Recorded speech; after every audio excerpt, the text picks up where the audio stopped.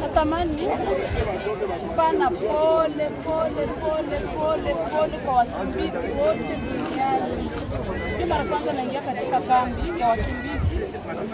Nasikia moyo unaniuma sana, na ndio maana nasema niseme pole penye viko Nyarugusu, penye viko kama kwenye Malawi, Zimbabwe, dunia nzima wakimbizi pole. Ndio maisha mnaishi haya ni mazito. Lakini Mungu awalinde. Yaani mtu anajikuta hana chakula, hana mavazi, hana dawa, hana nini. Na sisi tunajikuta hata katika manyumba za hivi, lakini wengine viko mahema, matoalete, magonjwa. Nasikia mbaya sana. Mungu abatie nguvu na bapiganie kabisa. Ile ndio naweza nikasema sasa, lakini nawapongeza. Ni mwinjilisti mtakazi wa Mungu Mama Miremi Tamba. Asante. Ninawasalimu katika jina la Yesu Kristo. Kwa muda huu neno nililo nalo linahusu watu ambao waliokuwa wakimbizi, wala walioishi ndani ya makambi mahali popote pale, na wakabebwa katika nchi za kigeni, yani wakakuwa diaspora. Tuseme wamoja wakaenda Amerika, wengine wakaenda Europa, wengine wakaenda Australia. Wale zaidi ndio ninakazia kabisa, walioishi ndani ya makambi. Hapana hii mwaka, lakini miaka iliyopita. Wamoja walikuwa Nyarugusu, Rugufu, munisamee sababu sijui majina ya makambi, lakini munielewe. Wamoja walikuwa Malawi, wengine walikuwa kama Mozambike, wengine Zimbabwe, mambo kama na hayo. Wengine walikuwa kama ni Burundi, mahali na mahali tu. Hili neno ni kwenyu. Na neno hili lilinijia wakati nilikuwa ndani ya kambi. Hii mwezi wa pili, hii mwaka wa 2025 hapo Burundi Gihanga. Yaani tulionyeshwa mengi, tuliona mengi na tulifunuliwa mengi. Na kitu ambacho naweza nikasititiza kusema ya kuwa, ndugu zangu, sio wote waliotiliwa ndani ya kambi waliokuwa wakimbizi. Hapana. Kuna wamoja ambao walitoka Kongo ndiyo sababu ya vita. Wamoja walitokea kwanza Goma, wakaenda Bukavu pia wakakimbia Uvira tena wakakimbia wakaenda Burundi. Waliteseka sana. Na kuna wengine ambao walikuwa wanaenda juu ya matibabu. Walikuwa na appointment, rendezvous kwa hospitali, wakasema waende. Na wengine walikuwa wakienda katika nchi za kigeni transit. Na wengine walikuwa wachuruzi ambao wanazoea enda Kongo, wanauza vitu Burundi, wanarudia vile na vile. Na wengine walikuwa wakaaji tu, na wengine walikuwa wanafunzi, walikuwa wanatoka ku vacances, kama njo likizo, walikuwa wanatoka wakirudia. Yaani sote tukakejikuta tumebebwa ndani ya kambi. Na mule ndani ya kambi mambo haikukuwa rahisi. Haikukuwa rahisi kabisa, lakini Bwana alitujalia. Na mule ndio nilifunuliwa sana kuhusu waliokimbia. Kila mtu ambaye aliwahi kukimbia akaingizwa ndani ya kambi. Na wamoja walikuwa ndani ya mahema. Waliishi ndani ya mahema. Nikafunuliwa maisha ya kambi, jinsi ni maisha mazito. Kwa siku ngapi niliishi pale, nilikuwa pale mimi nilifanya siku 1.5. Nilibakia pale, lakini niliona mengi sana. Na nikaelewa kwa nini Bwana aliruhusu niingie ndani ya ile kambi. Yaani mara kukosa maji ya kunywa, chakula, maji mara inaenda, choo mara ni ndogo, choo mawese tuseme haziko za kutosha kufatana na umati wa watu. Yaani haikukuwa rahisi.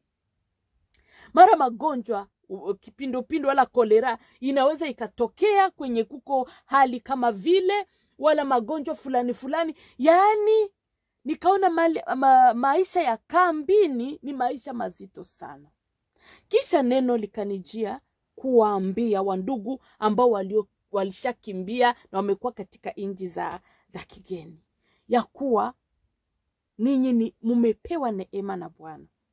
Na hii neno ya iliyo katika kitabu cha Luka sura 1 mstari wa 26 mpaka 13, inasema habari za Mariamu. Wakati mwezi wa 6 Mungu alipomtuma malaika Gabrieli kwenda kwa mwanamwali aitwaye Mariamu, akamwambia, salamu uliyepewa neema. Ninapofikiri hiyo jambo inanigusa sana. Hata Mariamu alianza kajiuliza, inaweza kuwa salamu gani hii? Niliyepewa neema. Mimi ni nani kupewa neema? Mimi ni nani? Ni jambo la ajabu, maana neema ni muujiza. Neema ni nini? Neema ni favor, ni favor, kitu ambacho haukistahili lakini umekipata. Na hiyo ndio nitafuta kuambia wandugu wengi walio ndani ya diaspora, wengi mumepewa neema na Bwana. Mumepewa kitu cha ajabu, kitu cha thamani sana. Salamu kwenu, mubarikiwe sana. Sasa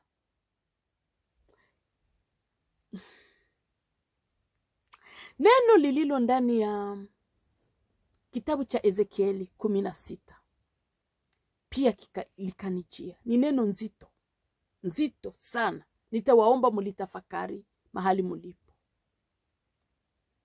Ninyi muliopewa neema, Mungu aliwatendea makuu, aliwatendea maajabu.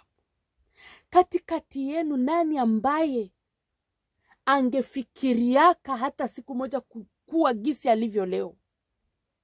Nani ambaye angefikiriaka hata siku moja atapataka visa, billet, passport, maki banamulipia vyote, anaenda anapata nyumba, anakuwa vizuri kwenye iko. Unatembelea gari ya ajabu, nyumba ya ajabu.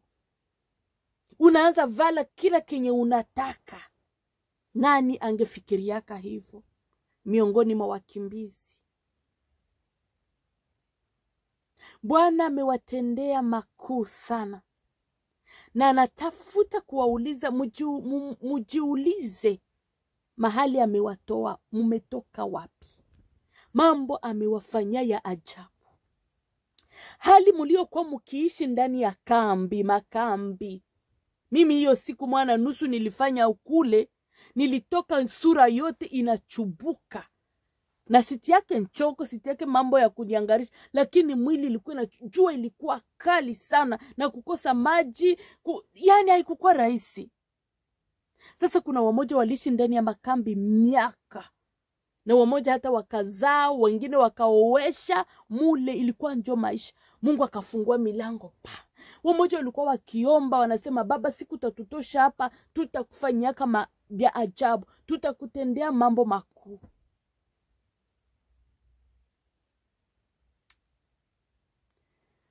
Bwana anasema, kumbuka mahali alikutoa na mahali umekuwa leo, umefika leo. Lakini umemsahau Mungu. Sababu mule mkambi tena akanifunulia ngine jambo. Mule mkambi hatukuwa na gisi ya kutoka. Aseme utakwepa, ujifiche, upite nyuma, hakuna. Ilikuwa lupango ya mkubwa sana. Wamoja walikuwa wanalia mule, muturudisha, tukubambia mutulete huko. Bwana alinifunulia mengi sana. Mengi. Acha nimalize hii jambo ya diaspora. Yaani mule mambo yalikuwa kabisa mazito. Sasa wamoja walikuwa penda watoke, bakisikia wagonjwa, kama mtu yuko mgonjwa alikuwa anajitahidi wamutoe mbele. Sasa saa nikasikia wanaita wanawake wajawazito. Yaani niliona wamama jameni, wamoja wanakamata manguo wanatia humu, wanatia mambo mtumbu baone kama iko mimba. Nikakuwa tunaangalia. Wamoja wanajifanya sasa vile wazaifu kusudi baba patie uhuru wa kutoka. kutoka ndani ya kambi ni uhuru wa ajabu jameni. Wamoja walianza kusema uongo mule, bamoja waliandikisha madokimase ni bagonjwa na habiko bagonjwa. Bamoja waliandikisha seba nenda kumaswe na ni bongo. Maki bongo zilisemewa mule mkambi ya ajabu. Mungu akanikumbusha akanambia, wangapi walienda nchi za kigeni katika hali za uongo, kusema uongo kabisa. Wamoja walisema wazazi walikufaka, tulibaki balijuaka ni baka, balijuaka hivi na hivi, hivi na hivi walituingiliaka, hivi na hivi. Yani bongo ya ajabu ilisemewaka. Wamoja wakabadilisha majina, wamoja wakabadilisha miaka, wamoja, yani mambo ya ajabu sana watu walifanya ili kukimbia katika nchi za kigeni. Na Mungu, sikiliza ndugu yangu, Mungu akasamehe. Walipotengeneza, Mungu alikusamehe yote ulioyafanya, mambo yote wengi waliofanya. Sisemi kama wote, lakini Mungu anajua na kila mtu anajijua. Wamoja walikuja mumanjia za hivi za manyanga, za rushwa, za corruption, yani za mingi, njia nyingi za zambi. Lakini Mungu wa rehema, Mungu wa neema alisamehe. Kitabu cha Ezekieli sura 16 ni kitabu ambacho kinahuzunikisha sana. Kinaonesha hali ya Yerusalemu alikuwa kama vile binti. Yani binti ambaye alikuwa anatupiwa kuyalala mubuchafu yake, angali nazaliwa anatupiwa mubuchafu muyalala. Lakini Bwana wa rehema wa neema akamuogota pale, akamutengeneza, akamupendezesha, yani binti akapendeza, akaangaa, akapendeza kabisa. Kisha baadaye yule binti akaanza kujivunia ile uzuri wake, ile urembo wake. Nilishapendeza, nilishakuwa sasa mzuri. Mfano tu wa Yerusalemu. Akaanza fanya ukahaba. Yani akaanza fanya zambi. Akasahau yule ambaye aliyemlogota ndani ya yalala. Wengi walilogotwa ndani ya yalala. Wengi walilogotwa mbali sana, lakini wamemsahau Mungu.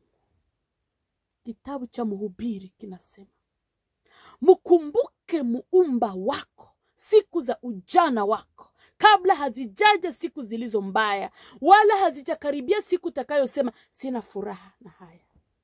Ndugu yangu,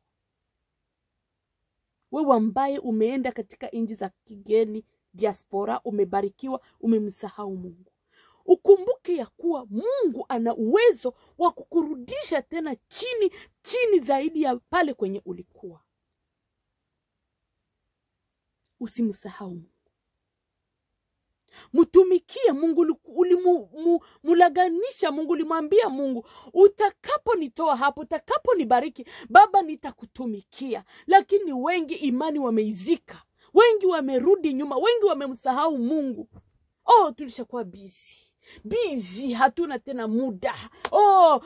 Appointment, makazi, hivi na hivi, mashughuli mbalimbali. Yule Mungu anakupatia zile nguvu kila asubuhi ya kwenda kutumika. Ndugu yangu, lazima umkumbuke na kumshukuru na kumtolea sadaka, sababu ana uwezo wa kufanya ugonjwe usipata hata zile nguvu za kwenda kutumika kazi. Ndugu yangu, unafika unaanza jivunia urembo, usharuinja wewe wote, ulishakuwa mikili poto, ulishakuwa vizuri sana, hakuna tena kabisa, kiburi kimekupanda juu sana. Ndugu yangu, mule mkambi niliona wandugu wa dada ambao walikuwa wanatia nchoko, walikuwa wekunda. Kufika mule ile jua tu ya siku 2 moya, mimi nilikuwa moya na nusu, nilisema bali kusha kwa noir, maneki matampo za ajabu sana. Kasema mwili la mingi si hii ndio mwili inaanza sarudia yangu ya normal. Me ulitoka mlu na lungula. mwili huu ni maua. Leo unaweza kujivuniayo, kesho inakutupa. Mungu atusaidie jameni. Mungu atusaidie sana. Ungali na neema ya kuomba, ya kuingia kanisani. Uprofite ile occasion. Maana kuna wakati ambapo hiyo neema inakuwa haiko ndugu yangu. Mule mkambi tulikuwa watu wengi, ilikuwa dimanche, tulifika samedi. Dimanche nikaambia ba pasteur fulani benye tulikuwa nabo mule, je, tunaweza tukafanya ibada umu jameni? Lakini tukona ni vigumu. Wamoja wako na magahunda fulani kama magahunda niseme nini, nazaka kuchanga sana malugha, mipango fulani wamoja wanaitiwa, wamoja wangali wanaingiziwa, wanakuja. Yani sababu ilikuwa magari yenye ilikuwa inaenda inarudia oh my god Baba,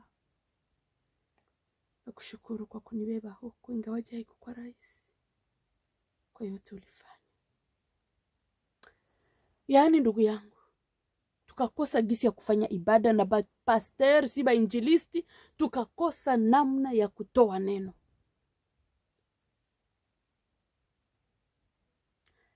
Tukumbuke Mungu tungali na nguvu.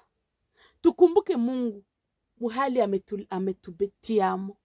Tukumbuke Mungu kwa yale amefanya. Tunaanza jifungia pesa zetu mumifuko. Niliambia wamoja, Mungu alitafuta kunifundisha kitu fulani. Gari yangu niligongaka kupoto ya kupoto kulupango tu, ikabonea kabisa. Na hivi minjo niligongaka, niko na mukosa, na mtoto nakakia kapagonga tena pale pakaniambia nilipe 1,000 ya euro, 4,000 euro. Nikasema akatuka kidogo kiko hivi, juu assurance la katala ita ni couvrir, njo 4,000 niende tu ni pane tu hivyo. Rika ikaniambia, unajua kuko watu wengi wanafanya madepense inutile kubitu yao binafsi, kumaisha yao binafsi. Utona banajiuzia hivi manake bitu bya hai, lakini bya Mungu bana bineglige. Njo ile neno ya Hagai, kitabu cha Hagai sura ya 1, ukisoma pale utashuka. Je, huu ndio wakati wa kujenga nyumba zenyu zenye mapambo, na nyumba yake Bwana inaharibika? Tunapokuwa katika nchi za diaspora za mbele, mara tunasahau mambo ya Mungu. Hata kumtolea Mungu ndani ya makanisa inakuwa nguvu. Tunatafuta njo komforo yetu. Maki wakimbizi wengi wanatafuta njo byabo, se tulishapata hivi ni byetu. Tunasahau, wala watu wanasahau yule ambaye aliwabariki. Ndugu yangu, kama umepewa neema, ikamate na mikono miwili. Yani uileye sana, maana umebarikiwa. Lakini ukicheza inaweza ikatoweka. Mungu atusaidie sana. Kuna wengi ambao wamekuwa repite, kama vile niliambia watu fulani Marekani, tuku tunasikia mahabari eti, yani kuna jawa lozi walitoka makambini na mauchawi ya ajabu sana. Bana sema mbona mutoni haivukake uchawi? Sasa balitoa uchawi wapi? Yani wamoja wanasema wana uchawi, wengine inakuwa madivorce ya ajabu sana, kuachana na waume zao wala wake zao. Yani ondireke batu wanatoka niseme nini kifungo ya banatoka basi banatoka kifungo, banawekwa sasa huru. Wengine ulevi ya aina ya ajabu, wanasahau kabisa mahali ambapo Bwana amewatoa. Ndugu zangu, ni muda wa kumgeukia Mungu, sababu umesikia sauti yake. Asema usikiapo sauti yake, usifanye moyo wako kuwa mgumu. Ndio watu wengi wana hukumu, wanasema wakati mtu analeta ujumbe. Ndio ujumbe unapofika, niko naambia tu watu ni kuchunguza. Au kwa sababu oblige kukubali kile kiba nakwambia, hapana. Unauchunguza sawa sawa na neno la Mungu. Na ujue ya kuwa mwanadamu ndio anaweza akasema yale ambayo Bwana alimuambia.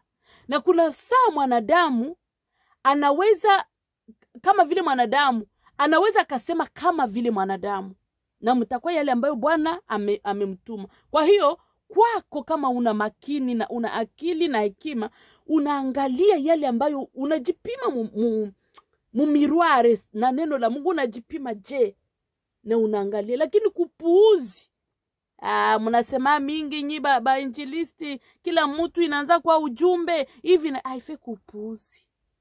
Ni sababu Bwana anakupenda, na ujumbe ambayo inatafuta kukwambia urudie katika njia nzuri, umugeukie Mungu. Ujumbe ambayo inakupatia solution, haife kuidharau. Ni yale nilitafuta kusema, ndugu zangu. Mungu wetu atusaidie sana.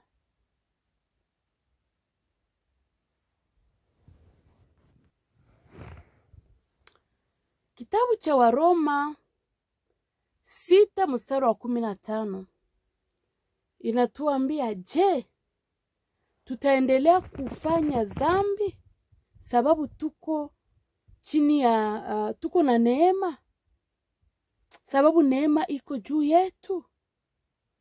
Maandiko nasema hapana, hasha. Kwa hiyo nilitafuta kuwahimiza ndugu yangu, kama ulimwambiaka Mungu, ukinibariki, ukinifanyia hivi na hivi, nitakutumikia, nitajitoa zaidi, nitakuwa mwaminifu kwako, tafadhali uendelee. Hatuna haja wala excuse kusema Bulaya, hizi inji hizi ni vigumu kumtumikia Mungu. Hapana. Sababu maandiko yanasema tunayaweza yote katika yeye atutiaye nguvu. Na hatuko wa kwanza, sababu wengine waliweza.